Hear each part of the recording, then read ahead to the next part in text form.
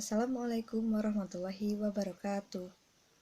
Selamat siang Bapak Heru Purnomo selaku pembimbing mata kuliah Psikologi Anak dan teman-teman semuanya. Perkenalkan, kami dari kelompok 4 akan mempresentasikan hasil kerja kelompok kami tentang perkembangan kreativitas peserta didik. Sebelumnya, perkenalkan, nama saya Fani Herian, NPM 271. Saya Maya Putri Gaida dengan nomor NPM 268. Perkenalkan, nama saya Brana Yuda, NPM saya 284. Nama saya Angga Bayu Setiawan, NPM 303. Konsep dasar kreativitas pada peserta didik. Kreativitas merupakan potensi yang dimiliki anak sejak usia dini. Untuk mengoptimalkan potensi tersebut diperlukan pengembangan sejak dini. Oleh sebab itu, diperlukan upaya pendidikan yang dapat mengembangkan kreativitas anak. Anak yang kreatif biasanya mempunyai rasa ingin tahu yang luas, tingkat kepercayaan diri yang besar, mandiri, tidak takut gagal atau dikritik orang lain. Metode pembelajaran yang tepat untuk mengembangkan kreativitas peserta didik adalah dengan bereksperimen atau mencoba hal baru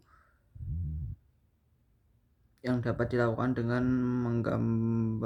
menggambar dan bereksplorasi atau pengamatan, dimulai dari pengamatan lingkungan sekitar.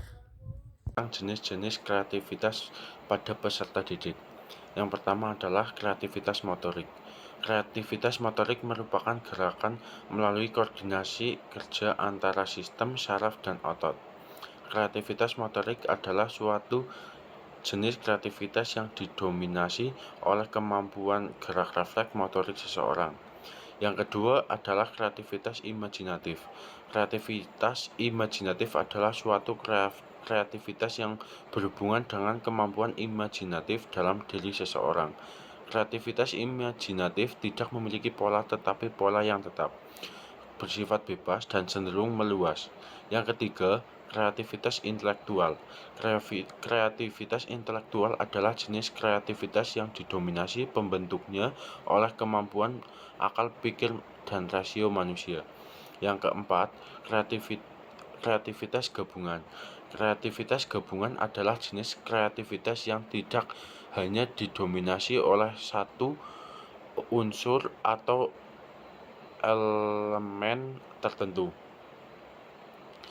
tapi merupakan gabungan 2 atau 3 unsur atau elemen sebelumnya, yakni unsur motorik, imajinasi, dan intelektual.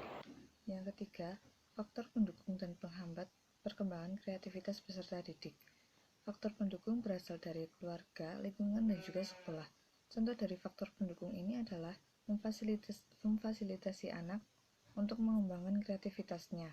Contohnya, jika anak senang dalam hal seni atau menggambar, sebagai orang tua harus memfasilitasi tersebut, yaitu membelikan buku gambar dan juga pewarnanya.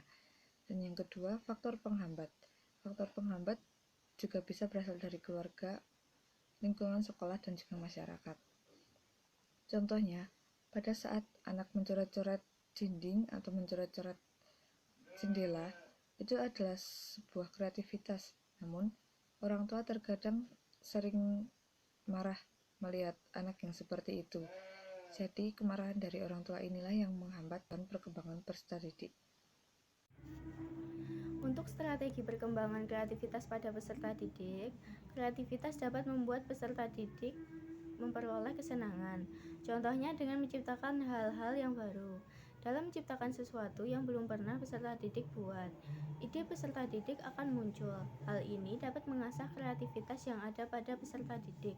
Strategi pengembangan kreativitas peserta didik dapat dikembangkan melalui berbagai hal, yaitu pengembangan kreativitas melalui menciptakan produk atau hasta karya, pengembangan kreativitas melalui imajinasi, pengembangan kreativitas melalui eksplorasi, pengembangan kreativitas melalui eksperimen, pengembangan kreativitas melalui proyek, pengembangan kreativitas melalui musik, serta pengembangan kreativitas melalui bahasa.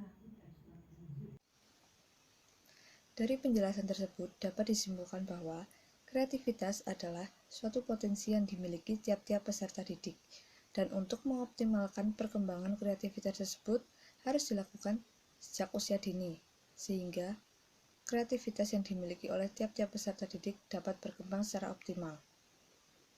Sekian presentasi dari kelompok kami. Apabila terdapat kekurangan, kami mohon maaf. Semoga bermanfaat bagi teman-teman semuanya. Kami akhiri. Wassalamualaikum warahmatullahi wabarakatuh.